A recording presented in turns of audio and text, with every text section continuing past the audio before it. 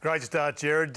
Not sure which Robbo I prefer, though. Let's welcome our side for 2016. He's the most courageous commentator in the game, and at times he's pretty funny. He was irregular last year. He's a regular this year. Welcome, Kingy. A regular or irregular? It's very regular this season. Looking forward to having a chat tonight about the Melbourne Football Club. Had a fantastic pre-season, whether they should change their course now or stick with Simon Goodwin. Certainly been some debate about that, particularly in the small paper this morning. And Jason Dunstall, as always, is back, looking very suave as usual. Jason? Thank you very much, Jared. Key forwards on the agenda tonight. Now, a lot of people think they're extinct, and there's no doubt that the profile has changed a little, but all is not lost. I know you're not happy. You wanted your own segment tonight, the Hawk Squawk, because Brownie's got his own, the Lions Roar. Looking forward to you having a crack tonight, Brownie. Well, that's right. It's only taken me a year to get my own segment, Jay, so looking forward to that, and we'll have a bit of a go. But I'm looking forward to delving into some of the rule changes that'll have a positive impact on ball movement, Jared. Plenty of things on the agenda, as always, on the couch.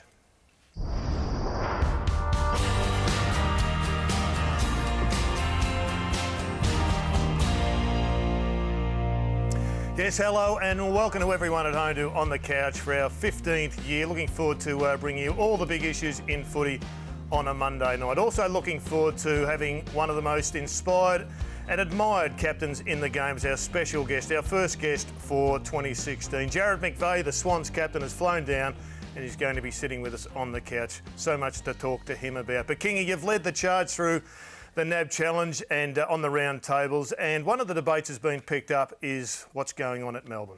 Well, I think there's been radical change down there, boys, and I know it was a brick-by-brick approach under Paul Roos to get the contested ball right and get the defence right because of the blowouts of the previous coaching administrational regime.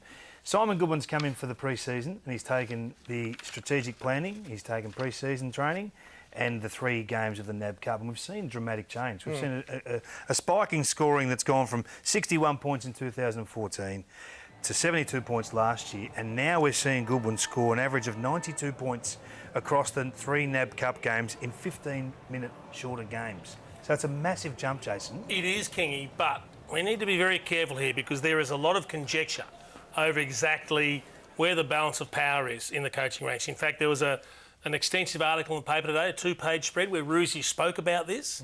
Are you suggesting that Goodwin has taken more of a handle on things? I'm suggesting that he's got his hands on the wheel in terms of how they play. And I think it'd be a dangerous manoeuvre to go back to Paul, back upstairs. I think it worked perfectly with him downstairs, eyeballing the players as they come off. He's still been fantastic setting up the culture of the club and all the things he's doing back office. Doesn't change his role there. But I wondered why after 2 years, with a logical handover next year, things are going perfectly at the moment, and it's on the back of ball movement and a new system of defence, a spatial defence, that we've seen the top sides in the competition develop over the last couple of years, and they've adopted it, and it's helping all facets of their game. I think Paul Roos is a smart man, though, and I think he'll do what's best for Melbourne. No, they're certainly with their long-term future, but Paul Roos will be fantastic on the bench as that mentoring, guiding hand that the players can talk to face-to-face throughout the quarters. And we've seen that this can work with successful clubs. Wayne Britton was virtually calling the shots in the coach's box when David Parkin was coach of Carlton, and they went on to win a premiership as well. So this shouldn't be viewed upon as negative. I think it's a fantastic evolution for Melbourne, and I think they're heading in the right direction. They and are Paul Roos scoring more heavily, though. You think you have to concede that. Yes. 8 times in the last 88 games they've scored 100 points, and if you take out the 2 new franchises, it'll be 4 in 75 games. They've done it already in a NAB series. Doesn't that take the longest to develop? Your ball movement. So you come in, work on the defence. Paul Roos has improved them by 5 goals defensively already. Your ball movement takes a lot longer to develop and personally. It's all intertwined. Let's have a look at what we're actually talking about. And I think the way you defend helps the way you attack and vice versa. Here they are at a stoppage. You can see all the Demon players. This is their defensive end at the bottom of the screen here. Inside where the likely drop zone of the ball's about to be. Then they break. Port Adelaide win the ball and they charge to the fat side of the ground. But you can see the Melbourne defenders prepared to leave their man now. They're not playing one-on-one anymore. They're getting off to go after an intercept possession, an intercept mark, and then you get that pure counter-attack, and that's what enables you to score. That ball comes in quickly there, and Tom McDonald, who's been a one-on-one player for a long time, Jared, is able to see the ball, get ball as a defender. And look what it's done to their defensive This is the out of their important back thing, isn't half. Absolutely. 2015, 14th in the competition, going from defensive 50 forward. 15th across half-back, and they've gone to 7th and 2nd in those areas. That's a radical change. But the biggest change is here, winning the ball back in your forward half. Yep. Intercept possessions, and there where the score comes, and that's what takes the pressure off your back six. They're monumental steps forward. Yep. But that's also based just on the NAB challenge. Yep. What happens once we get into the season proper and all of a sudden Melbourne find themselves 5 goals down quickly? You don't believe NAB Cup form? No. Well, what about last year? In the final round of last year, Hawthorn smashed St Kilda. We know that's going to stand up. Essendon beat Melbourne by 2 points, 6 and 7 wins apiece for the year. Gold Coast drew with Brisbane, 4 and 4.5 wins. The list goes on. North Melbourne beat Richmond. Dogs smashed Collingwood, and that launched their season. And I think that you have to believe the last round of NAB Cup. They took 17 intercept marks against St Kilda a couple of weeks ago. They wouldn't have done that in 2 or 3 games last year. So I think you've got to believe what you see. You've also got to take into account the matchups, what they are, whether it's David versus Goliath, and I'm sure you could find examples that didn't stack up as well. Let me come back to you, Jason, but let's first hear from Tom McDonald talking about the philosophy at the club. Shifting philosophy, and it's sort of maximising our strengths. Got a few guys who can take real good intercept marks. So the whole philosophy is trying to win the ball back quicker and get it going the other way, so not letting it come down to the full back line. So I think the biggest issue is, where does Paul Roos sit in round 1 against the GWS? Is he up there controlling it? Is he up there with Simon Goodwin controlling it? Or, as David has said, he takes a backward seat and Goodwin controls it, but Roos is still coaching? Well, I'm not sure it matters where he sits, personally. I just want to see them continue to play the way that we've seen them in the NAB Challenge, and I hope that's the mindset. I mean, it has been promising. I've seen the best ball movement from Melbourne that I've seen for a number of years, but they're going to have to do it under pressure now against a genuinely good team. Why, if it's going to be the same philosophies, wouldn't you just hand it over to Goodwin now? It's rolling perfectly. What's that got to do with who's sitting where? Because I think it's the message going forward. If the previous 2 years have been ticked off and done well, Paul was deciding himself whether to do 2 or 3. It's perfect time right now to say, OK, while this is going, let's keep rolling. I don't think there's been anything, it's a negative or a slight on Paul at all. I think that what he's done with the culture and the rest of the club... That's the way it's been portrayed, though. By who? By a lot of people, suggesting that all of a sudden Simon Goodwin's taken the reins and bang, they're playing this fantastic whiz-bang attacking footy. I think the one thing we don't want to see this week, if Roos is to take control, is we don't want to see a revert back to one-on-one or a loose man behind the ball or killing minutes of the game or a stoppage-based performance, which we've seen the last 2 years. So let's stick with the same model and see where it takes us. Haven't met one Melbourne supporter that doesn't like what they've seen, and have met one Melbourne person who hasn't attributed it to Paul Roos. So the next month is going to be really fascinating. But the side that they've all got to beat, Brownie, still remains Hawthorn. Yeah, it does. It's unbelievable effort. They've already played in 4 grand finals in a row, won the last 3, aiming for the all-time record of 4 premierships in a row, which would be an amazing performance. You have a look at the graphic here. Now, we know this is the premiership standard. It's also the premiership predictor, isn't it? Because if you're not in that square, you're not in the hunt. Well, there's only 2 from last season, 2015, Hawthorn and West Coast, that scored over 100 points and restricted the opposition to 86 points or less. So we know you need to get in that top left quadrant. That's a really good indicator going forward. Hawthorn's probably their toughest challenge. They've lost Hale, they've lost Roughhead for half a season. Of course, they've lost Brian Lake through retirement as well. How do they overcome losing Suckling and Shields as well? Shields is a big loss. Shields is a huge loss. He's out for 6 weeks. But if you purely look at their spine, they've lost 3 guys out of their spine. How do they cover that, especially in big contested football games? Now, it doesn't have much of an impact in freewheeling type football where Hawthorn can control it, they can use their kicking skills.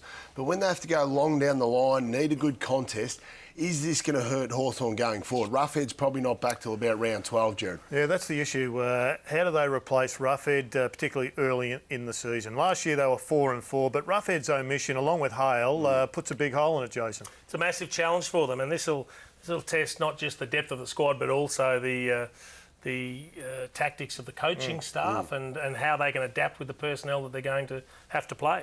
He's elite in 3 categories, David. Score assist, score involvement, and of course his forward half pressure. He is the quintessential team man and all-rounder at the moment. But he's elite in the middle of the ground as well. That's the problem. I think you can replace him as the forward, and you can probably replace him as the midfielder. But not both. To find both is the real challenge, and I think this is where their system overcomes a few of those hurdles. I'm sure Alistair Clarkson's already got in mind his plan, and we all know it'll be effective. I don't think you can overcome it. 50 goals a year plus all those touches in the midfield. But they've obviously got to work on a plan, King. What do? Does Hodge spend more time forward? They need to find those goals. They can't just say, yeah, well, he's gone for half the year and not replace those goals. Where do they get them from? Or is it just a joint effort? It's going to be an interesting one to watch what Alistair Clarkson does with his forward line structure. The coaches have opened it up. They've been willing in the rule changes that you're going to talk about. The 10-metre zone, though, is probably going to help the best kicking sides. Kicking is king for mine. But quite clearly, Hawthorn should be able to take advantage of this. Just have a look at what we're actually talking about with the rule changes. The 10-metre zone, I think when we look back at what it looked like last year, and you can see Hawthorn here, they do it better than anyone. Guard the mark so they can't go forward, and then guard the lateral kick, or at least force that kick to be elevated. A 9-iron, if you like, in golf rather than a 3-iron that does the damage. Force him down the line, force him into an outnumbered area, and all of a sudden get an opportunity to win the ball back, which they do on this occasion. But it's all about taking that corridor off them. There's the protected zone there. And I think that when you look at this and the space that's available lateral and slightly forward, I think short kicking becomes more impactful this year. And you can see Hawthorn are going to do it better than most. This little ball here, this 15-yarder back into the corridor, you can't get into that, encroach into that zone, otherwise it's 50. I think it'll give more space and more time to the best kicking teams, which are the Hawks. You think the rule actually benefits Hawthorn? Yeah, I do. Because I couldn't be in more heated disagreement with you over that. You've never agreed anything. No, but the bottom line is... in your life. The Hawks are already the best at that short kick. They're doing it under the existing conditions. All you've done by opening it up now, I think, is made it easy for the other teams to start doing the same thing. So I think it actually disadvantages Hawthorn. Well, I think Hawthorn defensively picked up on this, didn't they, last year, Jason? They had guys that would mount, they had one man manning the mark and also someone on the inside on the 45 within that 5 metres. So it's going to be interesting to see a Hawthorn handle that defensively. But I think it's a great rule. It also encourages players to play on a bit more. I like the rule. I think it's a great rule. You think it'll help the kicking teams or hinder them? I think it'll help. I think it'll help the kicking teams. Encouragement. They'll see that window. They've got a clear window to kick into, or they can play on. It'll encourage play on. I think the AFL's shown really good leadership, stricter interpretation of the deliberate out of bounds. I think these two good rule changes will be fantastic for ball movement, exciting game of football. Hopefully don't see a plethora of 10-metre or 15-metre chip kicks. But kicking is king. Let's look at some of the best players over the last 6 years as kicks. They're Boomer Harvey, Rob Murphy, Hearn, Scarlett, Duncan and Yaron, who sadly won't be playing for Richmond on the weekend or for the next month, it seems. But it does bring to, I think, the attention of those who get it and don't deliver it, because that's where you're going to get your improvement. And looking today, and these are new stats from Champion Data that reward people that hit kicks that they are supposed to kick, and you don't get absolutely butchered if you hit ones that you're not supposed to. But these are the very best kicks, or the very worst kicks in the game at this stage. Jason Cripps, Patrick Cripps from Carlton. You've also got Steph Martin, Matt Weller, Josh Kennedy, Harbrow and Dan Kennedy. And our guest isn't going to be happy when he sees these names. That seemed to me to be one of the biggest standout issues here. We've got the most powerful midfield in the competition, arguably, and two of their players inside that midfield aren't great kicks. But a lot of those kicks from those two players in particular are in traffic under heavy pressure. And it is a new system that I think is going to take a while to perhaps settle down and give us a clear guide. It's only done on the expected hit rate of those kicks, though. Correct, so if they're a 50-50 hit, that's if you're below that, well, it affects your kicking. Those stats take into consideration the presser. Hanbury surprised me how low he was, Jared. He does. He surprises me as well. And it's an area where I think the Swans, we've focused on it a little bit. It's an area where the Swans need to improve. We'll talk to Jarrod McVeigh about it, no doubt, shortly. Standards are what it's all about. And when you've got standards driven by Hawthorn people, you see it specifically, I think we saw it in the NAB Cup with Sean Burgoyne. I don't know if you call it a standard, but he was very quick to apologise to young Caden Brand for letting Drew Petrie come in and poleaxe him, which you do like to at least see him accept responsibility for that and saying, look, sorry, mate, should have protected your back. It doesn't help you while lying on the deck with a couple of cracked ribs, but, you know, I put my hand up and take responsibility. But I think it's important that he did acknowledge it, and you don't see it at other clubs. In particular, I think North Melbourne, if they want to go from where they're at, last two prelim finals, to the next, they've got to make small incremental improvements. And I think we saw some examples in the NAB Challenge again. This time it's Lindsay Thomas, and he's just reflective of the whole issue that needs to go that 2% better at North Melbourne. where the handball has to be given, the acknowledgement has to be there. Not on, Jared. And as a football club, they need to take a stand on this. Again, in the same game, Lindsay Thomas burns Jared Wade, who's there, front and square. It's the easiest of handballs, and it gives Jared full vision and full scope to have a shot at goal.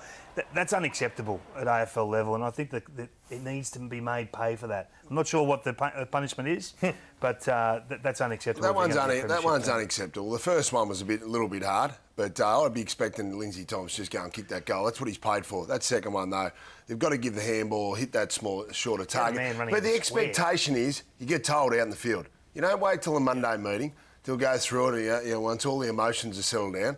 If I was playing for the Brisbane Lions, Michael Voss, it'd go through me like a ton of bricks. He'd tell me there and then. And so would a lot of other senior players, not just Michael Voss. Be 10 or 12 other strong leaders out there. That's what North Melbourne needs to take themselves to the next level. And they are close. Preliminary finals the last 2 years. They need that on-field leadership from everyone. And tell Lindsay Thomas that's not on. That's not part of our standards. That's an expression you've been using a bit of late, Kingy. What's that? Unacceptable in terms of kicking standards. We did a game last week, not the weekend just gone, but the week before. Poor old Daisy Thomas just didn't have a great day by boot, did he? No, he had a shocker. He was lucky to hit his foot a couple of times. We'll show some of his kicking here. He had a bad night. He got a week for that. Yeah. Jason, he'll miss round one. But look, when he first started way back in 06, he was kicking the ball at 75%. And from that point forward, his kicking has dropped alarmingly. He's below 60% right now. It was in 2015. Haven't done the NAB Cup, but some of these kicks here. Look, wind the clock back. 2011. Remember this big barrel he kicked? Yep. Almost post high. That's when he's in ripping form. I think That's Ross what Lyon, Carlton want to see. Ross Lyon called him the best player in the competition for that 6-week burst. He's lost all confidence, and I'm not sure had a whether lot of bad injuries. How old's Daisy? he'd be How old 28. He's 28. He's still got some good footy left in him. He only played 5 games last year. Of course, he did his shoulder. You think his kicking will come back? I think part of it comes back with fitness and match fitness. He didn't play a lot of footy last year. He's under the pump. He came off a bad ankle at Collingwood. I think he needs to be given a bit of time. I think once your kicking's gone, you're in real trouble. I disagree with that. 180-odd games of football. He's had enormous injury toll on his body the last few years. His ankles have been a real concern for him. So you're saying his kicking's gone because of his ankles? I'm saying once your kicking goes, it's very hard to get it back. Simon just went for you two blokes. So you've been desperate for your own segment, Jason. Let's talk forwards and the key forwards, because there's been some dramatic change in body shape over the last few years. A lot of people think that the key forward or the big brute forward is extinct. There's no role for them now. And look, maybe we are a fair way off 100 goals being kicked. I think that's fair and reasonable to say that. But you're talking about the profile that's changed, and it has. When we have a look at in recent years, you look, and this is. They're just examples of the profile. But if you look at the top 10 goal kickers in the competition between 2012 to 2014, they averaged the size of Taylor Walker. Now, last season, it's down 5 centimetres in height, down 7 kilos in weight. It's more that mid-sized type forward, that 6'2", sort of 6'2 and a half.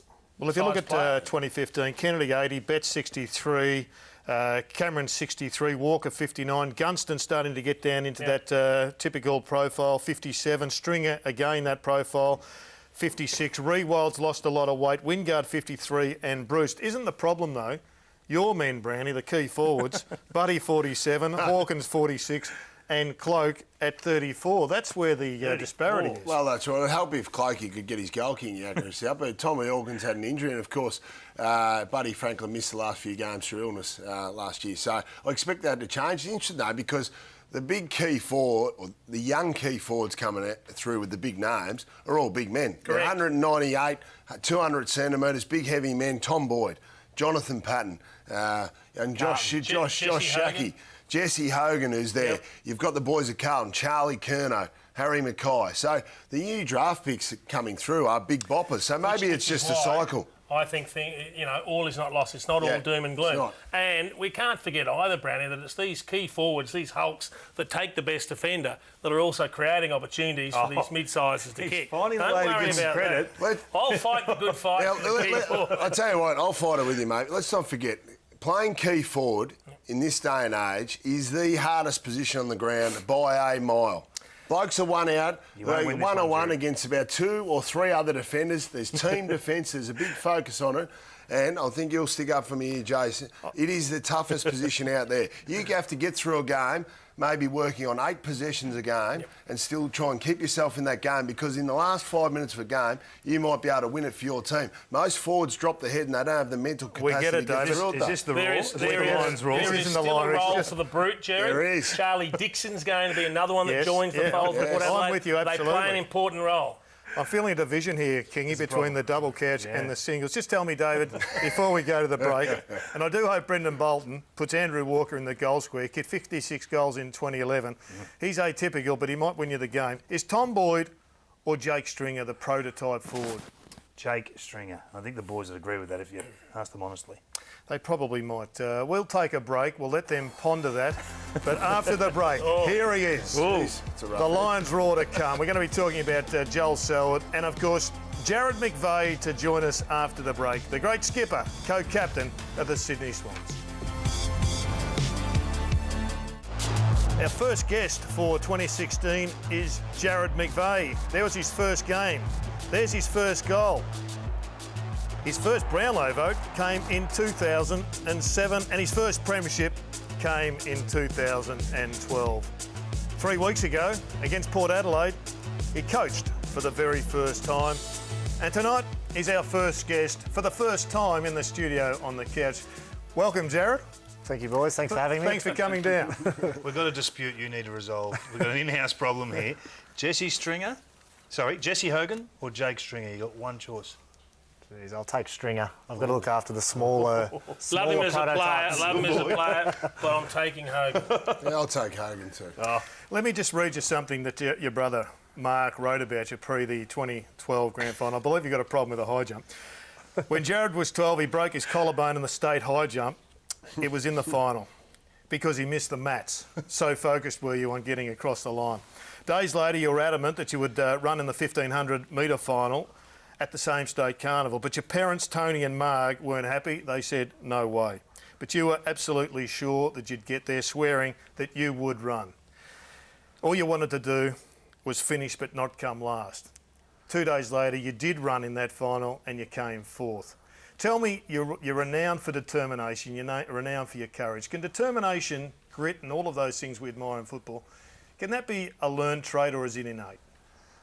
I think you receive a lot of that from your family, first and foremost. And my dad's a pretty tough character, pretty hard. He's from Liverpool in England, so they're pretty tough Scousers over there. But look, I think you can learn it as well. I've had a lot of great mentors and leaders to learn from at our footy club. Your Brett Kirks, your Stuart Maxfields, your Barry Halls, all very resilient and tough players in their own right. And I've learned a lot from those guys. But we do try and teach our players that determination and resilience and how we can cope better. Can I just ask you how you missed the mats?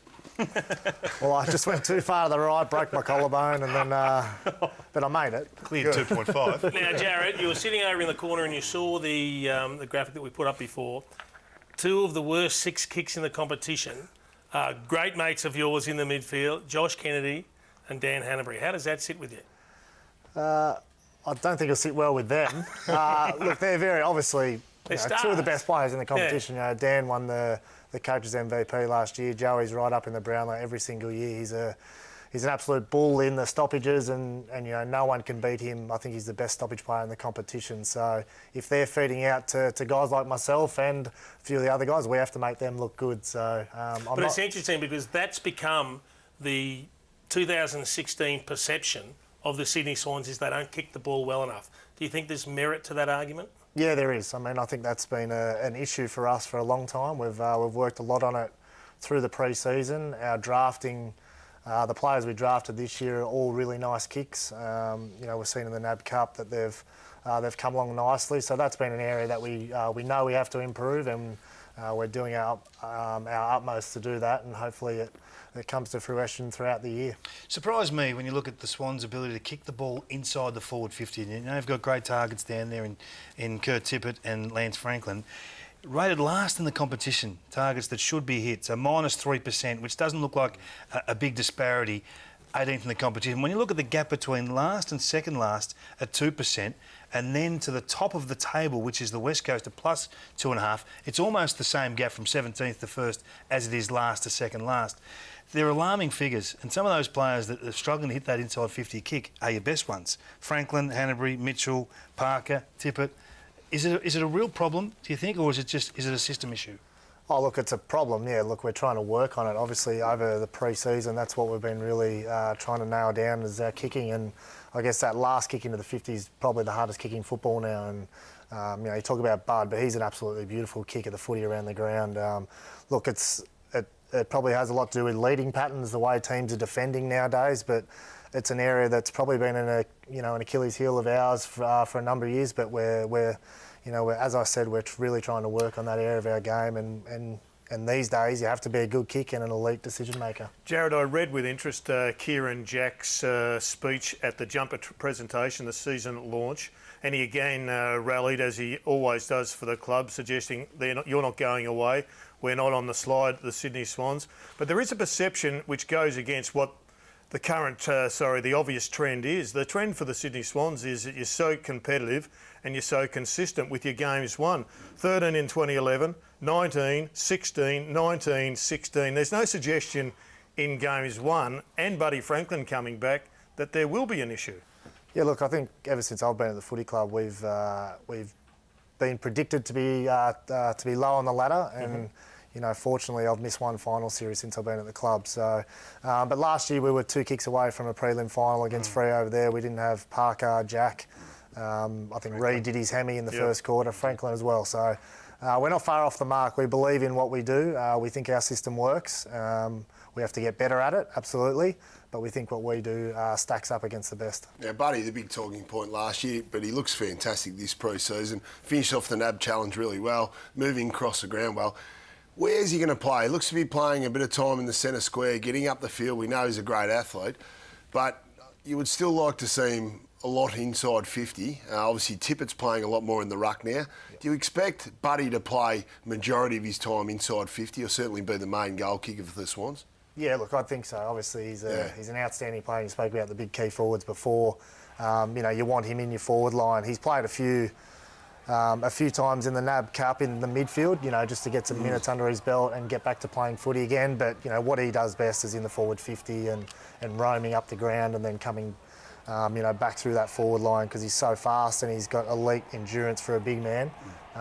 Where would he rate in the club for endurance? Well, he hasn't trained as much over the pre-season since he's been at the footy club. I think this year has been his best pre-season training block.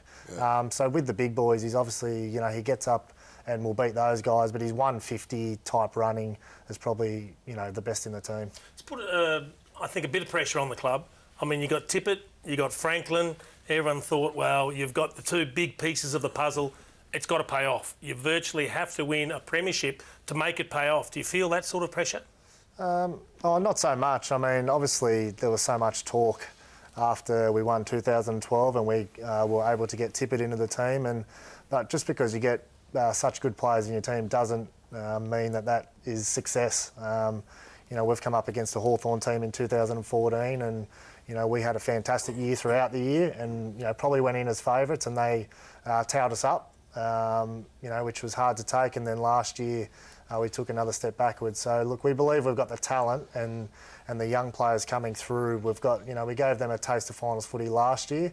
A lot of young players. I think we had 7 players under 40 games who played. So, we definitely think we've got the talent and the ability to, to push again for another premiership. It came at a cost getting Tippett and Franklin. The AFL Commission imposed sanctions that stopped you recruiting. I'm reliably told that you were a little upset with that decision, and as a club leader and part of the leadership group, took it pretty poorly. Yeah, well, I mean, as a club, we didn't feel like we broke any rules, and we didn't break any rules. So, as players, we found that hard to understand. But obviously, Andrew Ireland and the board went through that process, and the trading bans were lifted to a degree. But we missed out on a few players, that we could have got that have gone to other teams, which was disappointing, who wanted to play at our footy club. But in saying that, we're not going to, cry about it. You deal with it. you move on, and then you know, we went to another grand final. We played 2 finals last year, so look, you deal with what comes, and then hopefully we can push on further. Jared, take your Swans captain's hat on and put your ambassador for the games hat on, because that's what you are. Some big issues in the game, most notably is the rotations capped. We've seen a couple of examples through the NAB Challenge where some clubs I don't think have handled it as well as others. Some individuals, in particular Dylan Robertson, didn't handle it all that well this time round, Jason. No, I haven't seen this You've never part. seen a bloke more in need of a spell, and they sent him back. He'd been on the ground for 15 minutes at this stage and he had Look at nothing left. It's just, he can't go. It's not ideal, is it? Yeah, look, I mean, it's. I'm actually. Yeah, look, I don't mind the rule. Yep. I think personally, our team, you know, we've got a lot of fit players who can run out games well, so I think it could be good for us. You know, I hope it stays at that cap. I hope it doesn't go any lower, and I like that the sub rule's now out. I think that's a good move. Do you think you'll see mids go forward a little bit more? Yeah. Kennedy, Jack, Parker for you guys? Yep, definitely. And you know, it'd be good to see those players stay out in the field for a bit longer. You know, you'll see Gary Ablett going forward, and he'll probably kick 40 or 50. And you know, those elite mids going forward, or maybe half back as well. You know, to use the ball out of the defensive 50. You've been around a long time. There's a lot of challenges that face young AFL footballers stepping through and getting part of this, the cycle, if you like. What's their biggest challenge? Is it drugs? Is it gambling? Is it concussion? What actually is the biggest challenge for the new AFL football coming through? Look, I think there's a lot of challenges for the kids now. They go through the draft process, and you know, they get pumped up by the media a lot. Then they come into a system. Every club's got a different system on how they work things, but just the training standards, the elite standards, you have to progress through, and then the challenges off field come into play. As you said, the illicit drugs and the gambling stuff. So I think the captains last year spoke about this, and I think they have again this year, that you know, there is an issue, and we have to get on top of it quickly. The suggestions are that the hair testing said there hasn't been any change whatsoever, despite the fact that a couple of Collingwood boys are out for 2 years. Do you think hair testing should come in, and is there a disparity between leadership groups, senior men normally, and the younger groups coming through? Yeah, look, I think, you know, with experience, you know, when I first started, it was all about, you know, you have a few beers with the boys after the game, and that was it. I think nowadays, in society in general, that has changed a bit. I think we can all acknowledge that. Yep. The hair testing, I'm pretty strong on it. I'm glad they've made a tougher stance. Yep. And I'm all for going harder at it. You know, I think it needs to be stamped out of our game. So they're the things that pose a problem to the fabric of the game. Would you know if some of your players were dabbling, for want of a better word? Look, it's hard to say. Up in Sydney, you know, when one player goes out, we all go out together, because not a lot of players have their family or their school friends around. So generally, you're aware of what's going on. But when people go home, you have no idea. You know, we put a culture in place that, you know, you're a Swans player 24/7, not just when you walk through the footy club doors. And that's what we really promote to the players' families, that they will, you know, we want them to live by these behaviours all year round, 24/7. So I've got trust in our team, and that they're doing the right things. But if they are, you know, if they do waver and we hear about it, we'll definitely crack down. AFL Commission very keen to equalise everything as much as possible in the AFL. One thing they'll never be able to equalise greatly is the fact that 60% of kids come from Victoria. The go-home factor for northern states is always going to be quite extreme. Free agency is a big issue. I know King is red hot on it. Is it good or bad for the game, and do you support the Players Association trying to drop it back to 6 years? Yeah, look, I like the free agency aspect of the whole game. I think that's what we needed, and as players, it gives guys that go-home factor. But I think I read Nick Rewalt, he was one of the players that wanted to keep it the same, and I feel the same as well. I think it's at a good point now. You know, I think you've got to give your club, you know, some loyalty. Obviously, there's a range of different circumstances with different players, but I like the loyalty factor of staying with the one club.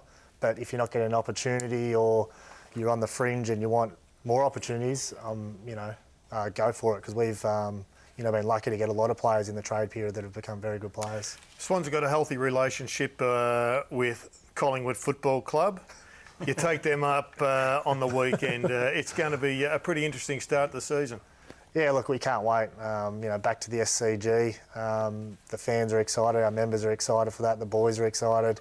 Collingwood have looked really good over the pre-season. They got Treloar in, and De Goey's a very good player, and obviously got their big boys up forward, and Swanee and Pendles are still playing well, so they're going to be right up there this year, and we've got a tough ask ahead of us. But round one always springs a few surprises, and we can't wait to get involved. Just before we let you go, you've got plenty of footy left in you, but now that you've had a taste of coaching, is that on the agenda for you post-footy? Look, He's already lost all his hair. so it's a good start. Look, I definitely enjoyed it. I've done the David Whedon program, and so those a few things that a lot of the players have done, and yeah, definitely enjoyed it, and something that I would like to look at. Yeah. Jared, it's been great to have you down. We know unfortunately you're injured, and hopefully you're back in round two, which is the expectation. But thanks for taking your time out to fly down and be our first guest on the couch. Thanks for having me, boys. Jared McVeigh, the co-captain of the Sydney Swans. Plenty more to come, though, on the couch. We'll talk about the great Paddy Dangerfield. Jack Watts is on the menu, as is Travis Cloke, Harley Bennell, and, of course, David King has got a new segment, and he puts the coaches right under the microscope. Coming up, lurking, waiting. Now he goes into the tackle. Look at that. Bang! Down he goes. Tackle. Here's Benno. Over the top, but taking the mark. Good spare player down there. Ramsey. In towards half forward. Back to Treloar. He's run all the way. He can finish it off with a goal, and he does. Here's Dangerfield again. Just got rid of his man, and he drills his second goal. Patrick Dangerfield at his best. There are a lot of reasons to like the NAB Challenge, teams and individual players, but nobody actually set the place alight more than Paddy Dangerfield. I think we've all been waiting to see Brownie how he travelled in the NAB Challenge, and he didn't let anybody down. Oh, I can't wait. It's inspired pickup. Obviously, their biggest problem, Geelong, has been the contested footy, and especially their clearances the last year and a half. Patrick Dangerfield comes in. And the guy that would be saying hallelujah is Joel Selwood, I would have thought, King, because he's going to be fantastic. But he's also going to help the natural development of the younger midfielders. Mitch Duncan's been around for a while, but the Josh Caddies, the Guthries, Hall and Smiths, these guys coming through, even a Gregson and a Lang, he takes the pressure off him. Dangerfield is probably the number one focused, I suppose, from the opposition each week. He's 0 to 100, Jared, is the best in the competition. He could be standing still and then leaving the premises in a heartbeat. The biggest question is, what will he do to their clearance game? Because Geelong are ranked 18th in the competition last year for clearances. It's a diabolical problem that they need to correct. You can see there through the NAB Cup. He's already taken them from a -5 base to a top 6. Through the NAB Cup, we know it's only a small sample size. There is a contrary view of what that'll do to Adelaide Crows. Will that take their very good, healthy, contested ball game down to a poorer situation? Because he's the third best in the comp individually, Dangerfield, last year. So he's a marquee performer in that area. That spike to 6 in the NAB Challenge may also have something to do with Zach Smith, who was absolutely superb in the stoppages. Now, I've asked you all to give us some details on a player that took your attention in the NAB Challenge. I'll kick it off. I was going to go Caleb Daniel. Look out for him, 167, the shortest bloke in the business. But I'm going to go for Jack Watts. Now, the Demons tried to get Tom Lynch from Adelaide, threw everything at them. They couldn't miss them, but maybe Jack Watts is already that player. They allegedly offered him up in the draft in 2015, but no one was prepared to offer them up a decent pick. Well, I think the Demons have got themselves Tom Lynch, and I think everyone else has missed out in a steal, because I think Jack is going to turn into high voltage Jack at the end of this season. There's his disposals. I think they're playing him right. I think he's a confident man. He's come to the party with a preparation. And in the practice match against St Kilda, and I saw all Melbourne's games, he was excellent against the Bulldogs, and he just looked like a player ready to explode in season 2016. I think the competition has missed out on an intercept marker that makes good decisions and is a fantastic kick. Where does he play more, though, Jared? He looks like he could be a fantastic utility, but does he play forward, or does he play that intercept marking role? I think he plays as the high half forward, goes up to the wing as the link player, but if they're in trouble, he'll go behind the ball and be the interceptor. He's a very talented utility. See your Watts and I raise your Harley Bennell. I think that he's impact on Freo will be profound. We've only seen the one opportunity through the NAB series, and obviously he's injured on the weekend, but he'll be a month away. It might be 8 weeks away from his very best football. But this is a guy throughout his 80 games up north has averaged 20 disposals and kicked a goal. I just think he's a freak, Jared, and he could just be the one player that could take them from a good, solid top 4 team to the premiership contender that we think that they are. They needed some polish, didn't they? Yeah, they just lack one player, and he's a thoroughbred. Well, let's hope he gets fit and gets back to playing the sort of footy we know. I found a fascinating subject, Jared, and he's one that has polarised fans before. I'm talking about Tigers star Jack Riewoldt. Right. Now, he is in some serious condition and form. Kingy wants him skipper. He's taking hangers. He must have been high on life when he suggested that. But this guy here is moving around the ground like a midfielder. He's lean, he's fit, he's taking hangers, he's got a spring in his step. If the Tigers have a big year, it has to be on the back of this bloke having a monster season. Almost be a captain like that, the way you're talking about him. Well, speaking of which, Jack Riewoldt continues to improve, and whilst I'm not sure he's ready for captaincy, I spoke to him tonight on 3AW, and his performance was absolutely superb. But what he did say, I think, really did put a question mark on whether or not Ivan Maric plays on Thursday night. This is what Jack had to say. I think Ivan's got a little bit of a sore back, and I know that at the moment he's giving his all just to really give himself every chance of playing on Thursday night. But it's a marathon, the AFL season, guys, and look, we're not going to go into round one with any players that are unprepared or under any injury cloud. Some good players missing for Tigers. Add Ivan Maric, it seems. Brownie, who'd you go for? Well, Travis Clegg was an interesting one over the NAB Cup, not so much because of what he did, but maybe more the unpredictability. Now, I'll tell you what, Ben Dixon, the Collingwood goal-kicking coach, probably should be handing back the cash that Collingwood are giving him, because you see these two highlights here. From the goal square. He's down there to improve Trav's goal kicking. You don't need a goal kicking coach to get him, but they weren't. He didn't have that many traditional shots, I suppose, and it's going to be interesting to see. Will this help Collingwood? Is it going to be more unpredictable? They've got a lot of goal-scoring options. But Travis Clegg, I think he needs to get up the field. I think the rotations are going to help him. Work his man over, and then the second half of games, drag him inside 50 and start to use his strength. Well, he got his own radio show over summer and has been badgering us here on the couch for his own segment. Here it is, Jonathan Brown and the Roar. Isn't that a beauty, Jared? Now, the pre-season, we're coming off the pre-season. Big game Thursday night, Richmond v Carlton. Richmond have come under a lot of pressure with their injuries leading into this first game. It started really poorly. Chris Yarran, the big signing over the summer, turned up in what's reported as up to 7 kilos overweight. Now, the two controllables players have in the AFL is effort and preparation. Now, sometimes the effort has been questioned by Chris Yarran in his time at Carlton. So he definitely didn't want to turn up to Richmond with a poor preparation. He has now done that and therefore put himself under pressure throughout the pre-season to try and get fit, to try and cram in extra sessions so he can make it to be healthy enough and resilient enough for a guy that's on up to $400,000 a year, provide value for the Richmond Tigers. He has now been injured leading into round one. He's out for 6 weeks. He's starting from a long way back, and he has got a lot of work to do to earn the respect of his new teammates at Richmond. It certainly made the Tigers a little bit wobbly, Jason. Well, it might have, but I'm not sure it's a roar, Kingy. More a whimpering meow to me. What do you think? Wow. That's week one. Okay. NAB Cup. It's NAB Cup. Work into it. We're going to take a break, but don't go away. There's still plenty more to come on the couch. And who is going to miss Boomer Harvey as he breaks his record? And David King takes a look at what we're to believe is a very entertaining segment when we focus on the waffle box.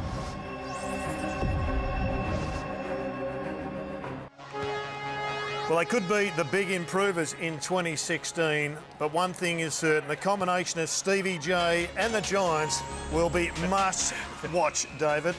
Well, this is a foot race, Jared, and you'll see this throughout the course of the year. Cameron versus Johnson, light-on racing, and you can just... I think this will cost Jeremy Cameron 20 goals a year getting out-sprinted. Do you know what I love, Kingy? What?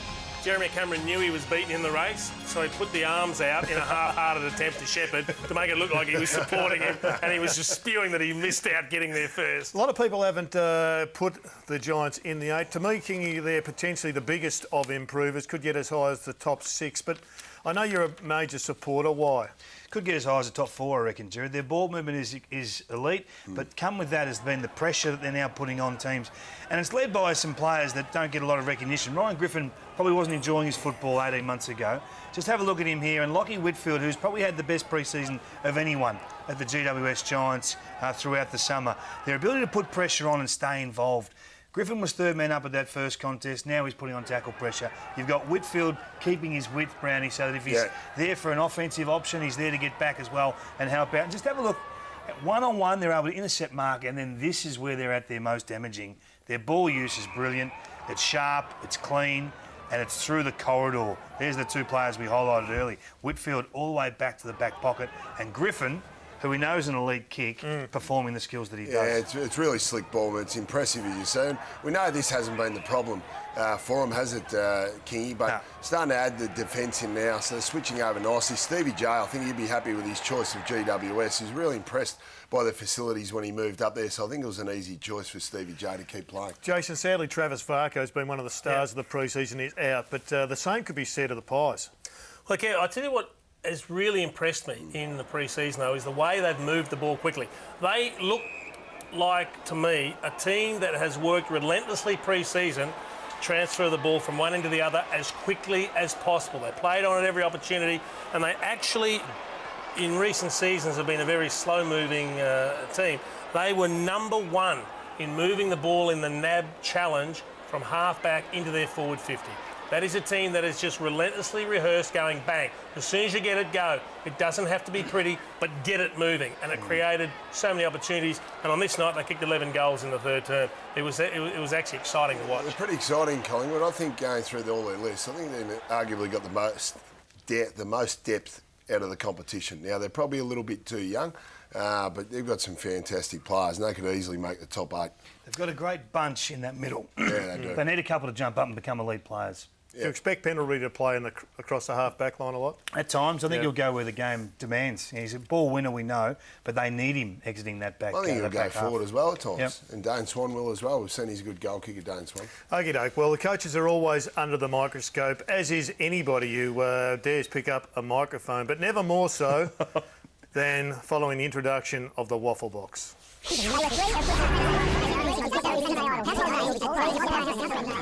Jerry, they've been getting away with murder. The coaches have been saying whatever they like at post-game press conferences. We want to highlight a few, we want to put them on notice. You're their conscience. From here on in, we're going to analyse what they've got to say.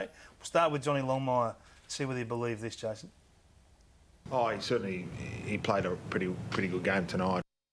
That's regarding Lance Franklin. He played a pretty good game last week. He had 20 disposals, kicked 3, and gave off about 5. Come on, horse. Pretty good game. Come on, horse. Better than that. We had a few over the back. Sick of this one. This is Leon Cameron going with the report of Jeremy Cameron, who nearly decapitated young Reece Matheson. Initially, I haven't seen the replay.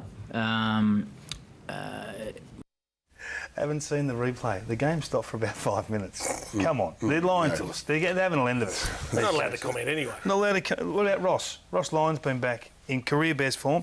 This is what he had to say about Harley Bennell. Oh, look, I thought he was okay. I didn't tune in to him too much. I sort of just wanted the bigger picture. Didn't tune into him too much. He does entertain, doesn't he? What did he say today? He said that he needs some more moments. Stack good moments. Stack some good moments. But this is marquee. This is exactly what we're keeping our eye out for. This is Bryce Gibbs today, Jared, giving us a little insight on how their forward line's going. I think we've got many options. The forward lines work pretty well from what I've seen. Work pretty well. It's averaging about 45 points a game. It is not working well at all, Bryce. Come on. Well, that's why Andrew Walker, I think, needs to go there. Looking forward to some waffle boxes down the track, which brings us to round 1. It kicks off on Thursday night, and it is the Tigers, and they're starting to all of a sudden need their very best from those that are left, Jason. Well, they're missing a few key players now, with Delidio and the big Ivan Maric out. There's no Conker, no Edwards, who's been an important player and will be an important player up forward. Maybe Grigg as well. Yaron not playing, so I still think they'll get there, but it's starting to tighten up a little, isn't it? And at the other end, the bookend, it's on Monday, and it's Geelong and Hawthorn. And how much interest is that match? The best game of the weekend, I believe. Can't wait to see it. Can't wait to see if Geelong are going to start their run back into the finals and maybe even a top 4 chance. Imagine if Danger just gets best on Monday and drives Geelong to a win, the joint will go berserk. It certainly will, and so will we, because Luke Hodge, the dual Norm Smith medalist, he's going to be with us straight after the game. That'd be fantastic. Let's hope Danger isn't best on there and driving Geelong to a win. Well, it's been great to have you here, David. What about the MCG strips, Jared? It's finally happened. It's finally happened. I think you've had a win. Yep. The 10-metre strips that you've wanted. Oh, this is what they're doing at the G. Well, fantastic. You may have finally got your way. There may be an innovation for the catch. Thanks for your company. We'll see you after round one.